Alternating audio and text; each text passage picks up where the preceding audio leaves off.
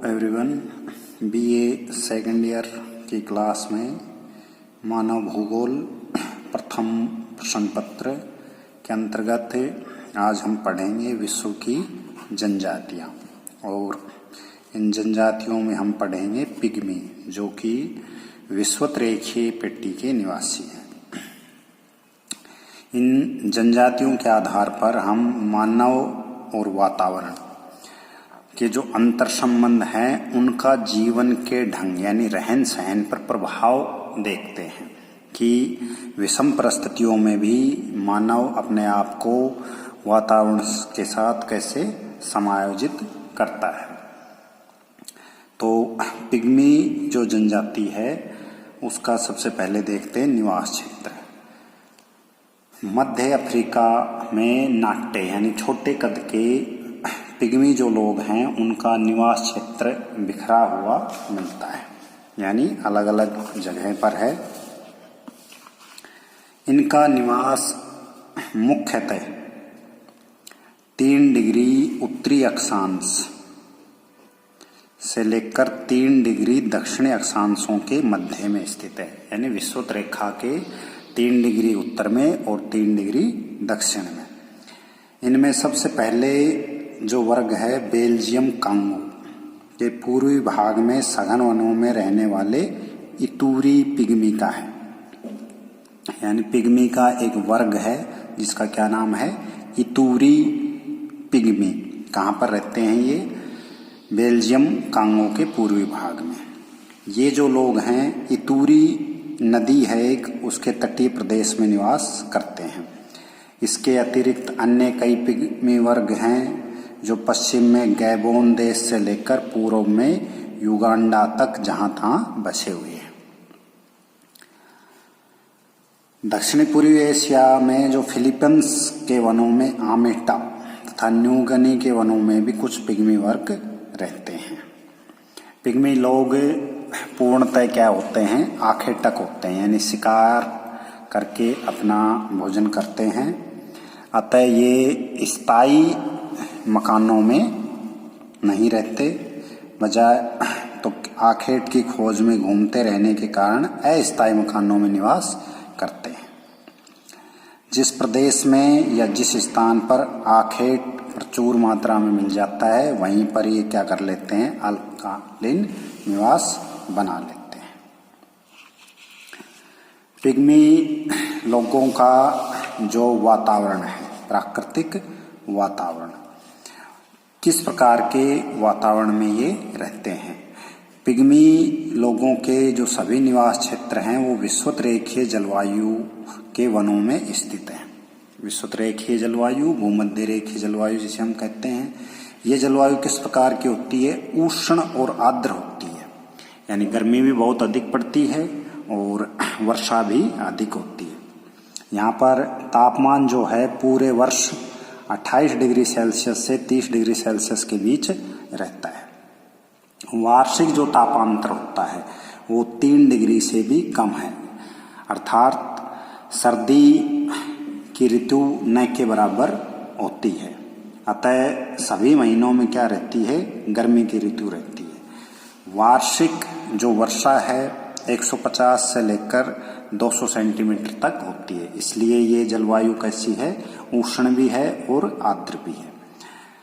क्योंकि वर्षा हर महीने पूरे वर्ष ही होती रहती है, इसलिए यहाँ का जो वायुमंडल है इसमें ह्यूमिडिटी यानी आर्द्रता बहुत अधिक होती है, जिसके कारण जो गर्मी है वो क्या होती है, असहनीय होती है। अधिक गर्मी और वर्षा के प्रभाव से यहाँ सघन वन है, वन जो हैं सदापर्णी हैं यानी सदाबहार हैं, बहुत लंबे और ऊंचे वृक्ष होते हैं, अनेक प्रकार की लताएं वृक्षों से लिपटी रहती हैं, पेड़ों की अनेक जातियां होती हैं। इन सघन वनों में रहने वाले जंतु भी अलग अलग प्रकार के होते हैं। इस प्रकार के सघन वनों में नदियों के तटीय क्षेत्रों में या जो बेसिन होते हैं वहाँ पर कुछ ऊंची भूमि होती है, यानी हाई भूमि होती है, जो लगभग 300 मीटर से 450 मीटर के बीच होती है। इन ऊंचे स्थानों पर ही पिग्मी लोग क्या करते हैं, अपना निवास क्षेत्र बनाते हैं। अफ्रीका में कांगो नदी, अरुविमी नदी, इतूरी नदी, ओग नदी, कसाई नदी के बेसिनों में तथा कुछ जो हाईलैंड्स हैं यानी उच्च भूमि है वहां पर पिग्मी का निवास क्षेत्र होता है।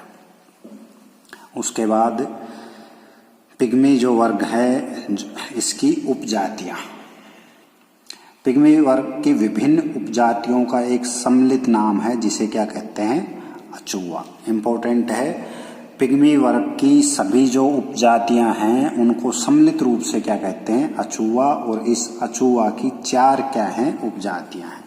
कौन कौन सी हैं? सबसे पहले है मबूती जो विषुवत रेखा के उत्तर में रहती है, तवा जो विषुवत रेखीय मध्य पेटी में रहती है, बिंगा दक्षिणी क्षेत्रों में रहती है और गेसेरा भी दक्षिणी क्षेत्रों में रहते हैं। तो ये अचुआ यानी उपजातियों का एक समूह और इसमें 4 उपजातियां। ये वर्ग यानी पिग्मी जो वर्ग है जिस क्षेत्र में अल्पकालीन निवास स्थापित करते हैं उसी क्षेत्र या भाषा के अनुसार अलग अलग नामों से इनको जानते हैं। उदाहरण के लिए मध्य कांगो के जलों में इनको बातवा कहते हैं, लुंगलुलुक नदी के बेसिन में इनको वातवा कहते हैं, वाबोद नदी के बेसिन में इनको बालिया कहते हैं। ये सभी लोग नाट्य यानी छोटे कद के होते हैं, नाक चपटी, होठ इनके मोटे तथा बाहर की ओर उभरे हुए, सिर पर जो बाल होते हैं वो छल्लेदार गुच्छों में होते हैं। ये मानव प्रजाति नेग्रिटो प्रकार की है। किस प्रकार की है? यानी जो पिग्मी जनजाति है ये मानव जो प्रजातियों का वर्ग है उस नेग्रिटो वर्ग की है। दक्षिणी एशिया में जो फिलीपाइन के वन हैं वहाँ पर आयटा नामक नेग्रिटो तथा न्यू गिनी में तापीरो नामक नेग्रिटो रहते हैं। अफ्रीका तथा दक्षिण पूर्वी एशिया के कुछ प्रदेशों में इन नाट्य कद के नेग्रिटो मानव प्रजाति के सभी लोगों को नेग्रिल्लो कहते हैं। यानी जितने भी एशिया के कुछ प्रदेशों में इनको क्या कहते हैं, नेग्रिल्लो। समस्त प्रदेशों के पिग्मी लोगों में अफ्रीकन जो नेग्रिल्लो हैं वो क्या होते हैं, सबसे अधिक छोटे कद के होते हैं। यानी अफ्रीकन जो नेग्रिल्लो हैं वो सबसे छोटे कद के होते हैं। इनकी जो औसत ऊंचाई होती है यानी लंबाई होती है वो 1.5 मीटर होती है। बहुत से व्यक्ति तो 1 मीटर लंबे होते हैं। तो ये उपजातियां होगी।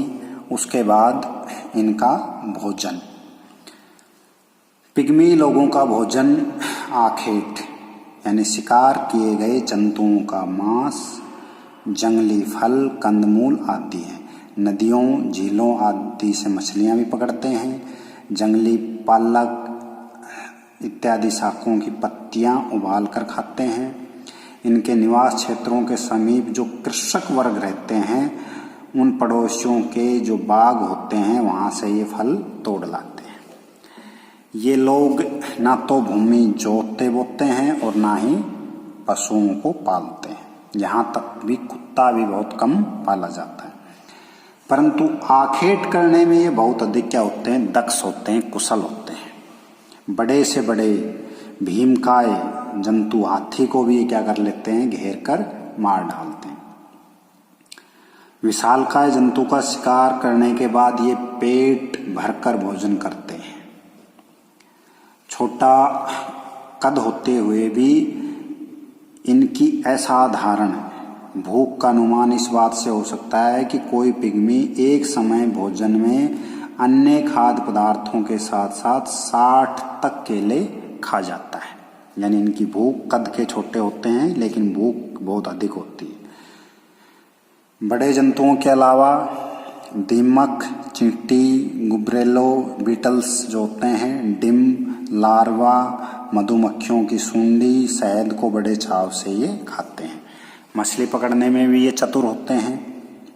बिना कांटे की सहायता से मछली को पकड़ लेते हैं। केवल एक डोरी में मांस का टुकड़ा बांधकर पानी में फेंकते हैं। उसका लालच देखकर बड़ी बड़ी मछलियों को किनारे पर लाते हैं। जंगल से अनेक प्रकार की जंगली सेम, फलियां, पालक और अन्य प्रकार के खाने योग्य शाक, छत्रक जो मशरूम होता है आदि पदार्थ खाने को इनको मिल जाते हैं। शाक सब्जियां जो होती हैं उनको ये कच्ची या कभी उबाल कर या पकाकर खाते हैं। मांस को खुली आग में भून कर खाते हैं, जिससे वो क्या होता है, शुष्क हो जाता है। खाने पीने और रहन सहन में पिग्मी लोग बड़ी गंदगी से रहते हैं। केला इन लोगों का अत्यंत प्रिय भोजन है। कौन सा? केला, जिसको ये अपने पड़ोसी जो कृषक होते हैं, किसान लोग होते हैं, उनको मांस, शहद आदि के बदले में वस्तु विनिमय द्वारा प्राप्त कर लेते हैं। यानी किसानों को ये मांस, शहद देते हैं और बदले में क्या प्राप्त करते हैं? केला प्राप्त करते हैं। इसको क्या कहते हैं? वस्तु विनिमय कहते हैं, या कभी कभी चोरी से भी ले आते हैं।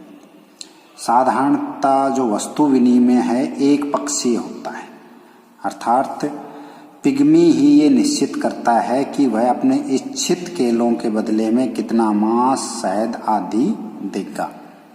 यानी दोनों पक्ष इस बात का फैसला नहीं करते, सिर्फ पिग्मी ही करते हैं।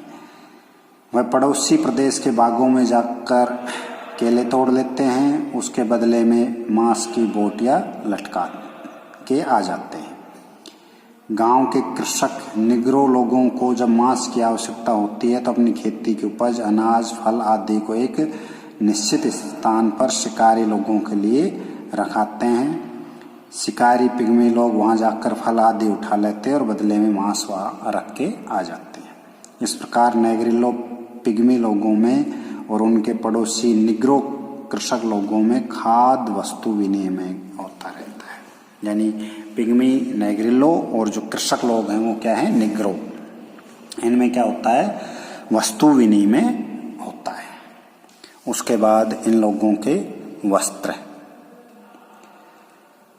उष्ण आर्द्र जलवायु में वस्त्रों की आवश्यकता कम होती है, क्योंकि गर्मी बहुत अधिक होती है, मौसम आर्द्र होता है, इसलिए वस्त्रों की आवश्यकता कम होती है।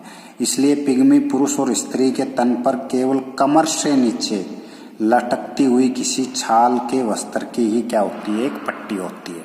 यानी कमर से नीचे वृक्षों की जो छाल होती है उस छाल को लपेट लेते हैं। पुरुष किसी जंतु की खाल को भी कमर से नीचे लटका लेता है। स्त्रियां पत्तों के गुच्छों को कमर से नीचे लटका लेती है। ताड़ की पत्तियां या किसी वृक्ष की छाल से बने वस्त्र की पट्टी अधिकतर प्रयोग की जाती है। तो ये इनके वस्त्र नेक के बराबर होते हैं, सिर्फ पेड़ों की या जंतुओं की खाल या उनकी छाल बांधते हैं। उसके बाद इनकी निवास की झोंपड़ी और सज्जा। पिग्मी लोगों को आखेट की खोज में तथा मछलियों और जंगली खाद्य पदार्थों की खोज में घूमना पड़ता है, इसलिए ये कोई स्थायी गांव बसाकर नहीं रह सकते। पक्के मकान बनाना इनके लिए बिल्कुल क्या है? बेकार होता है। क्यों? क्योंकि ये आखेट की तलाश में यहाँ वहाँ घूमते रहते हैं। अतः इन लोगों की जो झोंपड़ियाँ हैं वो आदिम प्रकार की होती है। इनकी झोंपड़ियों की आकृति जो होती है वो क्या होती है? मधुमक्खी के छत्ते की भांति होती है। जैसे मधुमक्खी का छत्ता होता है उसी प्रकार से इनकी झोंपड़ियाँ होती हैं, जिनका व्यास लगभग 2 मीटर और ऊंचाई लगभग 1.5 मीटर। झोंपड़ी का प्रवेश द्वार एक छिद्र के समान केवल 50 सेंटीमीटर ऊंचा होता है, जिसमें हाथ पैरों से घुटनों के बल रेंगकर अंदर जाते हैं या बाहर आते हैं। यानी दरवाजे की जगह सिर्फ क्या होता है? एक 50 सेंटीमीटर ऊंचा छिद्र होता है। वृक्षों की शाखाओं को भूमि में गाड़कर उनसे अर्धवृत्ताकार ढांचा बना लिया जाता है और उसे पत्तियों से ढककर झोंपड़ी तैयार की जाती है। इस प्रकार की 10-12 झोंपड़ियों का एक अस्थायी क्या बन जाता है? गांव। कभी कभी किसी अस्थायी गांव में 20-25 झोंपड़ियां भी हो सकती हैं। एक तो चलवासी लोगों का घुमक्कड़ जीवन, जिसमें अधिक साज सज्जा या घरेलू सामान का भार रूप होता है। दूसरा उष्णार्द्र वन, जहाँ साज सज्जा की आवश्यकता ही कम होती है। तीसरा पिग्मी का आदिमकालीन जीवन, अतः पिग्मी लोगों की संपत्ति में सिर्फ तीर कमान, साग सब्जी पकाने के बर्तन, कमर पे लटकाने का गज भर का कपड़ा या खाल और झोंपड़ी के भीतर एक छोटी सी खटिया, इतनी ही इनके पास सामग्री होती है। पानी के लिए ये तुम्बी को काम में लेते हैं। पिग्मी पुरुष गले में बांस की बनी सीटी लटकाते हैं। इन सीटी से वह पक्षियों की बोलियों की नकल करते हैं और जंगल में शिकार करते समय अपने साथी लोगों के मार्ग की जानकारी भी रखता है। उसके बाद इनका आखेट कैसे करते हैं। छोटे जंतुओं का आखेट एक व्यक्ति या दो व्यक्ति मिलकर कर लेते हैं। हाथी जैसा बड़े जंतु का आखेट करने के लिए कई व्यक्ति साथ ही मिल जाते हैं। उसे घेर कर किसी विषम परिस्थिति में ले जाते हैं और तीरों से उसको क्या कर देते हैं, अंधा कर देते हैं। बाद में छोटी बर्छी से मार डालते हैं। हाथी के आखेट के लिए तीरों की नोक को विष में भी डुबो लेते हैं। विशेष कर कांगों के दक्षिण में रहने वाले बातो जो उपवर्ग है, वो क्या करते हैं, तीरों को विष में डुबो लेते हैं। हाथी के लिए विषाक्त तीरों का प्रयोग करते हैं। पक्षियों को ये साधारण तीरों से ही मार लेते हैं। मछलियों को डोरी में मांस बांधकर लालच देकर पकड़ा जाता है। अब इनका व्यवहार कैसे होते हैं। ये व्यवहार कद में छोटे या नाटे, शरीर वजन में हल्के। पिग्मी लोग बलवान होते हैं, निर्भय होते हैं और उत्साही होते हैं। वृक्षों पर ये क्या होते हैं, तेजी से चढ़ जाते हैं, क्योंकि इनको पेड़ों पर चढ़ने की बार बार क्या होती है, आवश्यकता होती है। परंतु ये लोग पानी में घुसने को पसंद नहीं करते और उनमें से भी कोई बहुत ही कम लोग तैर सकते हैं, यानी पानी से एक प्रकार से इनको भय लगता है। पिग्मी लोगों की जो प्रेक्षण शक्ति है, यानी ऑब्जर्वेशन की जो इनकी पावर है, वो बहुत ही तीव्र होती है। जंगली जंतुओं से उसकी स्वयं की सुरक्षा और उसका दैनिक भोजन उसकी दृष्टि की तीव्रता पर ही निर्भर करता है। पिग्मी हर समय खतरों के बीच रहते हैं, अतः उसे हर समय चौकन्ना, सतर्क और जागरूक रहना पड़ता है।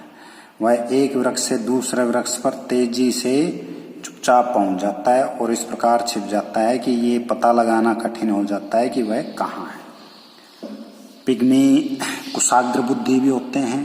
उनकी स्मृति और नकल करने की शक्ति प्रशंसनीय होती है, परंतु उस वातावरण में उसे बुद्धि विकास के द्वारा आर्थिक, सामाजिक और सांस्कृतिक उन्नति करने का कोई अवसर नहीं मिला, क्योंकि वातावरण ही ऐसा है वहाँ का, जलवायु, कि उसे आर्थिक, सामाजिक उन्नति करने का कोई मौका नहीं मिला। पिग्मी लोग भूत प्रेतों में विश्वास करते हैं। इनकी सामाजिक अवस्था बिल्कुल क्या है, अविकसित है। जो सफल और बढ़िया आखेटक होता है उसे छोटी सी बस्ती का क्या मान लिया जाता है, मुखिया। नृत्य करने के भी ये शौकीन होते हैं। यूरोपीय देशों के लोगों द्वारा उपनिवेश बसाए जाने के पश्चात से पिग्मी लोगों की संख्या दिन प्रतिदिन घटती जा रही है। पिग्मी लोग वनों में छिपे रहते हैं। वर्तमान सभ्यता के साथ तालमेल न बैठा सकने के कारण इनकी संख्या कम हो रही है। यदि वर्तमान सभ्य मानव वर्गों ने इनकी रक्षा न की तो एक दिन ये विलुप्त हो सकते हैं। तो ये पिग्मी जनजाति किस प्रकार से विषम जलवायु के अंदर ये अपने आप को रखते हैं।